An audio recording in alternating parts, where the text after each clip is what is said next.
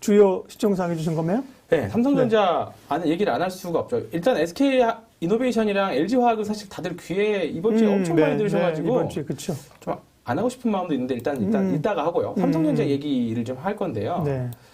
아까 제가 하고 싶은 오늘은 좀 약간 삼성전자를 가지고 있으신 분들한테 네.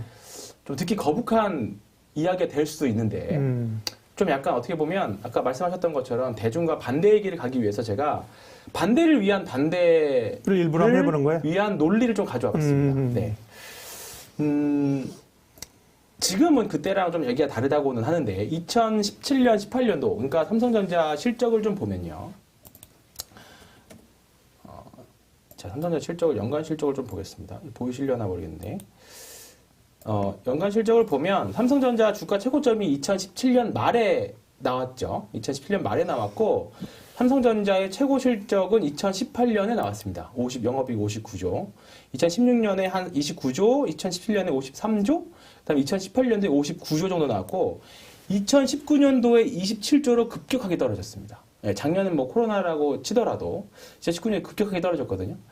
근데 이제 과거 삼성전자가 왜 그때 2018년도부터 떨어졌냐라는 말씀들에 대해서 왜 그랬냐라고 물어보면 팀장님 네. 실적표를 없애시고 차라리 차트를 네. 보시면서요. 네. 어차피 잘 안 보이니까 그 흐름들을 보는 게 좋을 것 같습니다. 네네. 요때죠. 2017년도에 요때 많이 올랐고 2018년 떨어졌고 2019년도 좀 플랫하게 가다가 뭐 이제 코로나 올라간 척 하다 코로나 때문에 했다가 이제 올라가게 됐는데 2018년, 2019년 주가가 별로 그렇게 좋지 않았느냐 그거에 대한 말씀들을 하실 때 2019년도 실적이 망가져서 그렇다라는 말씀들을 하세요. 네. 근데 그때 제가 2017년 하반기, 그러니까 삼성전자가 17년 말에 최고점을 찍었고 18년도에도 최고 실적을 냈었잖아요. 그때 당시에 2017년, 18년도에 나왔던 증권사들 삼성전자 2019년도 예상 영업이익 추정치를 보면 여전히 60조가 넘었어요. 근데 실적이 반토막 났죠. 네, 왜냐하면 그때 당시에 가서 알고 봤던 이 말이 사실 좀 증권사에서 사실 많이 쓰는 말이긴 한데 실제로 보니까 알고 봤더니 생각보다 아니더라. 뚜껑을 열어보니 반도체 수요가 생각보다 안 좋았더라. 그래서 주가 떨어졌다라는 말씀들 많이 했거든요. 근데 지금도 사실 좀 약간 비슷하게 흘러가고는 있어요. 그렇게 슈퍼사이클이 나오고 뭐 반도체 계속 쇼팅 나오는데 삼성전자랑 하이닉스 주가가 안 올라가요. 지금 사실. 네. 근데 이런 부분들도 조금은 생각해 봐야 되지 않겠느냐. 근데 지금은 사실 여기저기 물어봐도 2019년하고는 좀 많이 달라질 거다. 이제 워낙에 이제 언택트 때문에 반도체 서버 수요라든가 이런 부분들이 많이 늘어나서 반도체 수요는 지속적으로 늘어날 거고 전기차라든가 여러 가지 수요들이 워낙에 많기 때문에 반도체 가격은 계속 올라갈 거다라는 말씀들이 많이 있기는 한데 만약에 그 슈퍼사이클까지 지금 감안한 주가 녹여져 있는 이게 삼성전자랑 하이닉스 주가라고 한다면 만약에 나중에 가서 수요가 지금보다 수요가 조금만 줄어들면 영업이익 추정치를 뚝뚝 떨어질 거거든요. 그러면 지금 주가가 다시 또 이렇게 쭉쭉 흘러내려 버릴 수도 있는 우리가 가정은 한번 해볼 수 있는 거죠. 예. 좀 확률은 저도 여전히 삼성전자와 하이닉스 아직까지는 추천드리고 있고 매매하는데 사실 지금 최근에 이번 주 주가 다른 주식들 뭐 경기민감주, 한국금융지주라던가 뭐 다른 모멘텀 있는 주식들 매매한 분들보다는 과연 기분이 좋았을까요? 삼성전자나 하이닉스 들고 계셨던 분들이 사실 분명히 그러진 않을 거라고요.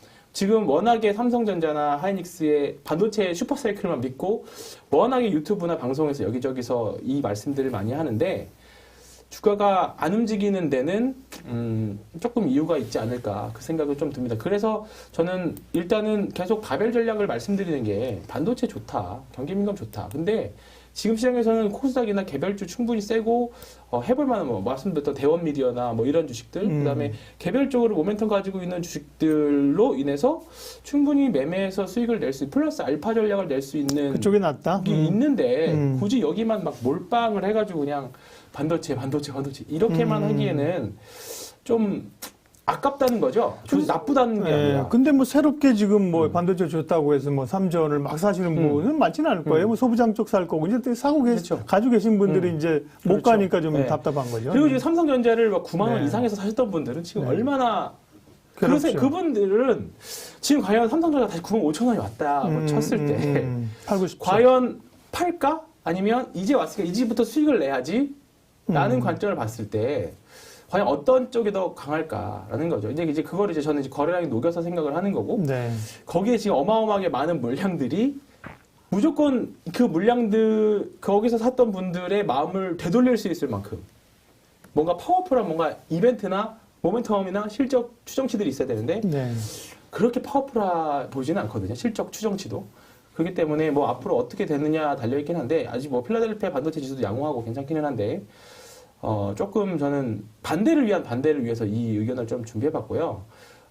일단은 이런 생각도 해볼 수 있다. 그러니까 2018년도에 그때 삼성전자 270만 원 그때 당시에 그때 샀었던 분들도 분명히 2018년, 19년 그때도 슈퍼 사이클에 대한 이야기가 있었는데 18년부터 거의 2년을 고생을 했거든요. 그러니까 이제 그런 부분들도 같이 한번 이런 의견도 있을 수 있다라는 거. 전자나 하이닉스가 나쁘다는 의견은 절대 아닙니다. 저도 추천하고 있고 여전히. 근데 만약에 꺾였을 때 대응은 해야 할 수 있기 때문에 그런 부분들을 분명히 가져와야 된다는 측면에서 말씀드려봤습니다.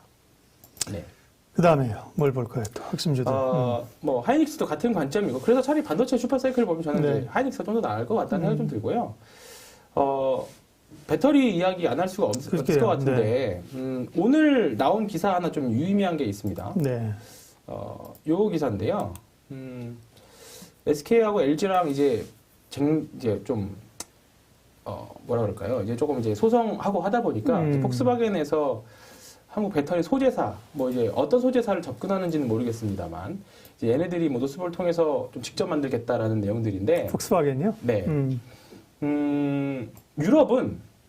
유럽의 전기차들은 폭스바겐 포함해서 대부분이 각형 배터리를 씁니다. 네.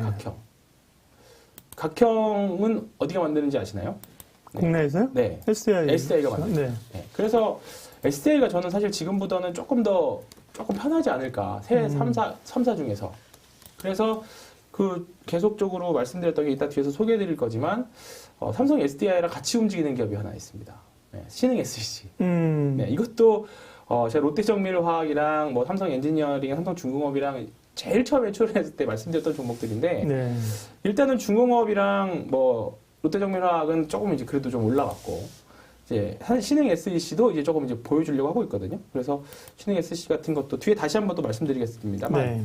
SDI 쪽 관련 기업들 그다음에 삼성 SDI를 차라리 조금 보는 게 낫지 않겠느냐. 작년에 사실 너무 같은 배터리사인데 LG화학이랑 SK이노베이션으로만 사실 수급이 많이 쏟았던 적이 좀 심리적으로 그런 부분들이 좀 있어서 SK이노베이션을 조금 더 올해는 SDI를 조금 더 SDI가 사실 후발이니까 뭐 전체 캐파나 그런 건 사실은 부족할 거예요. 딸릴 네. 거예요. 그죠? 네. 근데 또 이제 지난번에 LG화학의 분사할 때도 사실은 약간 피난처로 느낌이 있었고 지금도 이제 결국 이제 지금은 이제 전고체 누가 사실은 신기술을 또 만들어내냐잖아요. 뭐 MCN 하면서 그죠? 그런 쪽으로의 어떤 기술에 대한 기대 그런 것도 좀 있죠, 그죠? 네. SDI가. 네.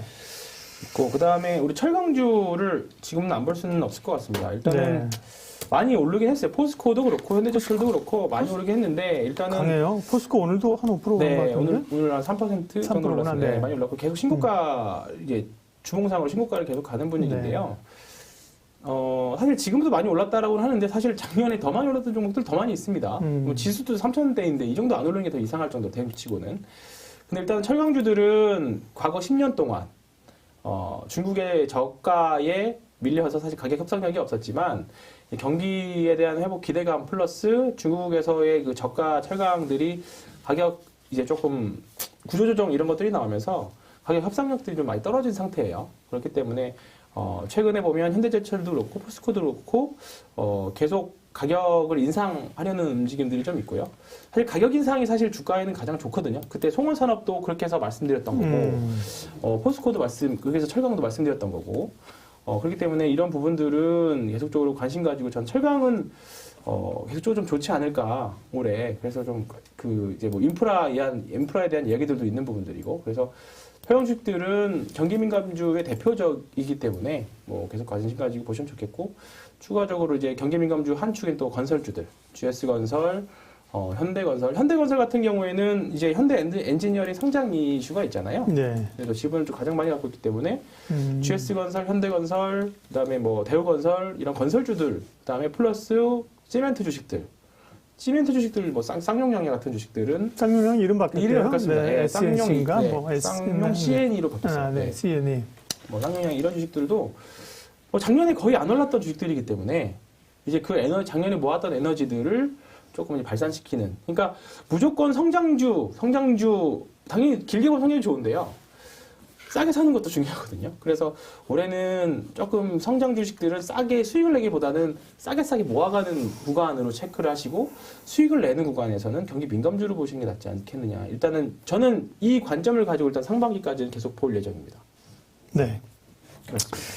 삼성 반도체, 그다음에 철강, 배터리 얘기했고 카카오 네이버에다가 하이브까지 좀 이어서 하죠. 왜냐하면 이제 카카오가 내일 거래가 재개되잖아요. 네. 내일 목요일이잖아요. 네. 그죠? 액분하고 나서 내일 거래가 재개되면 어떻게 될까? 기대감은 상당히 사실 반영하면서 왔던 네. 거고. 엄청 그러다 보니까 네이버도 지금 또 관심이 있고요. 액분 이후에 어떻게 될까요? 카카오 네이버는. 그나마 작년 5대 주도주 중에서 안 부러진 게 일단 카카오 이제 하나 남은 거거든요. 카카오 네이버. 제 경험상으로는 한번 팔아야 되지 않겠나 싶기는 해요. 이렇게 고점에서 거래 액면 분할을 하면 작년에 LG화학도 그랬고요. 2년 전인가 삼성전자도 그랬고 최근에 이렇게 많이 오른 상태에서 액면 분할을 하면 일단 주가는 한번 쉬어가는 경우들이 더 많았습니다. 여기서 추가보다 그리고 작년에 또 많이 오른 주도주 중에 하나였기 때문에 최근에 뭐 이제 카카오 뱅크 상장 이슈로 인해서 조금 뭐 여지는 좀 있을 수 있긴 하겠지만 일단 지금은 중장기로 봤을 때 성장성은 아직도 저는 무궁무진하다고 보지만 한 팔았다가 다시 한번 살 수 있는 기회. 근데 이제 카카오를 저 밑에서 하셨던 분들 같은 경우에는 막 수익률 70, 100%, 막 200%, 뭐 70%, 80% 했던 이 수익률을 없애기 사실 아깝죠. 근데 근데 그거 싫고 뭐 밑에서 떨어져서 하겠다는 생각으로 하신다라고 하면 저는 그냥 보유하셔도 된다라고는 봐요. 근데 조금은 조정은 좀 충분히 나올 수 있다. 개인적인 통계상 나올 수 있다 이렇게 좀 생각하고 있고요. 하이브는 일단은 보호회수 물량이 좀 풀리죠. 네. 무시 못하죠. 네, 이거 보호회수 물량 풀립니다. 근데 그동안 하이브를 갖지 못했던 분들한테는 아주 좋은 기회가 되는 거죠. 오히려 이제 보호회수 물량 풀리고 나면 또 이제 가벼워지니까 해소하고 나면. 그렇긴 하네요. 네. 네. 털고 가면. 네, 털고 가면. 그렇기 때문에 지금 하이브도 그렇고 SK 바이오사이언스도 아마 이제 좀 지금 10개 종목이 좀 풀릴 겁니다. 단기가 작년에 상장한 것 중에서. 그렇기 때문에 하이브, 뭐 SK 바이오사이언스, 최근에 상장한 네오 이뮤텍도 그렇고요.